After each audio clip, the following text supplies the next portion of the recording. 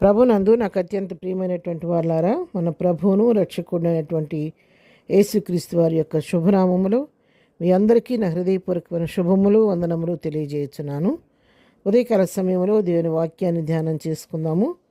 ఈరోజు వాక్య ధ్యానం కొరకు మనం తీసుకున్నటువంటి లేఖన భాగము కీర్తన గ్రంథము 84వ కీర్తన 11వ వచనం చదువుకుందాం. దేవుడైన యెహోవా సూర్యుడును కేడెమునై ఉన్నాడు. యెహోవా కృపయు ఘనతయు అనుగ్రహించును. యథార్థంగా ప్రవర్తించే వారికి ఆయన ఏ మేలును చేయక మానడు. ఆమెన్. దేవుని నామమునకు మహిమ కలుగును గాక. ఇక్కడ ఈ వాక్య భాగాన్ని మనం గమనించినట్లయితే మన దేవుడైనటువంటి యెహోవా ఆయన సూర్యుడు కేడెమునై ఉన్నాడని చెప్పని కీర్తనాకారుడు తెలియచేస్తూ ఉన్నాడు. అంతేకాదు యెహోవా మనకి కృపను ఘనతను అనుగ్రహించే దేవుడు. అనుకున్నారా, మనం ఈ రోజున రక్షించబడి మరి రక్తంలో కడగబడి కుమార్తెలుగా కుమారులుగా అంగీకరించబడి పిలువబడుతున్నామంటే అది కేవలం దేవుని యొక్క ఉచితమైన కృప మాత్రమే. ఆయన కృపను బట్టి మాత్రమే మనం రక్షించబడి ఉన్నాము. కృప అనే పదం ఏ మనుషునికి వర్తించదు, కానీ అది కేవలం దేవునికి మాత్రమే సంబంధించినటువంటి పదం. ఈ లోకంలో ఏ మనుషులు ప్రేమ చూపిస్తారు, కానీ కృప ఎవరు చూపించలేదు. ప్రతిఫలం ఆశించకుండా ఎదుటి వ్యక్తిని ప్రేమించే మనసు, ఎదుటి వ్యక్తికి ఉపకారం చేసే మనసు, అది కృప. ఆ లక్షణం మన ప్రభువులోనే ఉంది, కానీ మనుషుల్లో లేదు. ఎవరు కూడా ఏదో ఒకటి తిరిగి ప్రతిఫలం ఆశించకుండా ఎవరు కూడా మేలు చేసేవారు లేరు. అంతేకాదు ఆయన ఘనతను కూడా అనుగ్రహించే దేవుడు. నన్ను గణపరిచే వారిని నేను గణపరిచేదని చెప్పిన దేవుడు.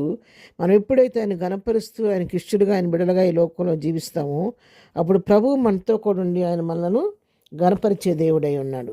ఇంకా కిందకు చదువుకున్నట్లయితే యథార్థంగా ప్రవర్తించే వారికి ఆయన ఏ మేలును చేయక మానడు. ఎవరైతే తన దృష్టిలో యథార్థంగా ప్రవర్తిస్తూ ఉంటారో, యథార్థమైన నడవడి కలిగి ఉంటారో, అన్ని విషయాలు యథార్థంగా ప్రవర్తిస్తూ ఉంటారో వారికి ఆయన ఏ మేలు కూడా చేయకుండా మానడంట. అంటే ప్రతి విధమైన మేలు వారికి చేస్తాడు అనే సత్యాన్ని ఇక్కడ మనం తెలుసుకుంటూ ఉన్నాం. కొంతమంది ఉంటారు, మంచిగా మాట్లాడతారు, చేసినట్టే ఉంటారు, హెల్ప్ చేసినట్టే ఉంటారు, ప్రేమించినట్టే ఉంటారు, కానీ వారు చెప్పే మాటలు యథార్థత అనేది ఉండదు. చెప్పేది ఒకటి, చేసేది ఒకటి, హృదయంలో ఆలోచించేది ఒకటి, బయటికి చెప్పేది ఒకటి. పైకి నవ్వుతూ ఉంటారు, అంతరంగంలో ద్వేషం పెట్టుకొని ఉంటారు.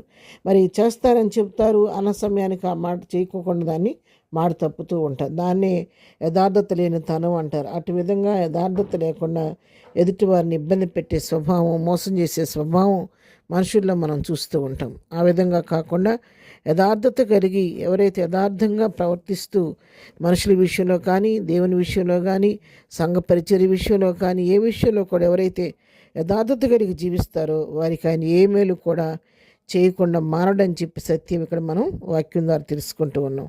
కాబట్టి ఈ వాక్యం ద్వారా ప్రభు మనం హెచ్చరిస్తూ ఉన్నాడు. మనం చేసే భక్తి, మనం చేసే ప్రార్థన, మనం ప్రవర్తించే తీరు, మనకు కలిగిన సాక్ష్యం యథార్థత కలిగిందిగా ఉంటే అన్ని రకాల మేలు దేవుడు మనకు అనుగ్రహించి సమాజంలో ఒక ప్రత్యేకమైన వ్యక్తిగా మనకు గుర్తింపు కలుగు చేస్తూ ఉంటాడు. ఎంతవరకు అలాంటి యథార్థత కలిగి ఉంటే దేవుని నామమునకు మహిమ కలుగును గాక. ఒకవేళ ఇంతవరకు యథార్థత లేని భక్తి చేస్తూ మనల్ని మనం మోసగించుకునే పరిస్థితిలో ఉంటే గనక ఉదయకాలం వాక్యం హెచ్చరిస్తుండగా యథార్థత కలిగి జీవించి ప్రభు కృపను పొందుకొని, ప్రభు దగ్గర నుంచి మేళనం పొందుకొని, ప్రభుకి ఇష్టలుగా, ప్రభు చిత్తానుసారంగా ముందుకు సాగిపోదాం. అలాంటి కృపా ధన్యత ప్రభు మనకందరికీ దయచేయనుగాక. ఆమెన్. ప్రార్థన. ప్రేమగని తండ్రి, పరిశుద్ధురాని పాదములకు వందనాలు. ఉదయకాలం మాకు ఇచ్చిన శ్రేష్టమైన వాక్య భాగాన్ని బట్టి నీకు వందనాలు నాయన. నువ్వు సూర్యుడు కేడెమునై ఉండి నిత్యం మమ్మల్ని కంటికి రెప్పలాగా కాపాడుతున్నటువంటి దేవుడువు. అంతేకాదు నీ బిడ్డలమైన మాకు నిత్యము కృపను అనుగ్రహించే దేవుడు, మమ్మల్ని ఘనతనిచ్చే దేవుడు, మమ్మల్ని ఘనపరిచే దేవుడు, మా అవసర అక్కర్లన్నీ నీ కృపా మహదేశ్వరు నుంచి తీర్చే దేవుడు నాయన. అంతేకాదు యథార్థంగా ప్రవర్తించే వారికి ఏ మేలు కొదువు చేయనని చెప్పిన దేవుడు. మా జీవితాలు ఇంతవరకు మీరు చేస్తూ వచ్చిన ప్రతి విధాన మేలుని బట్టి నీకు వందనాలు. మేము మరి ఎక్కువగా విశ్వాసంలో యథార్థం కలిగి జీవిస్తూ, యథార్థత కలిగి వారిగా జీవిస్తూ ప్రభా నీ దగ్గర నుంచి అనేక రకాల మేలు పొందుకొని నీ కృప పాత్రలుగా సాగిపోవడానికి సహాయం చేయండి.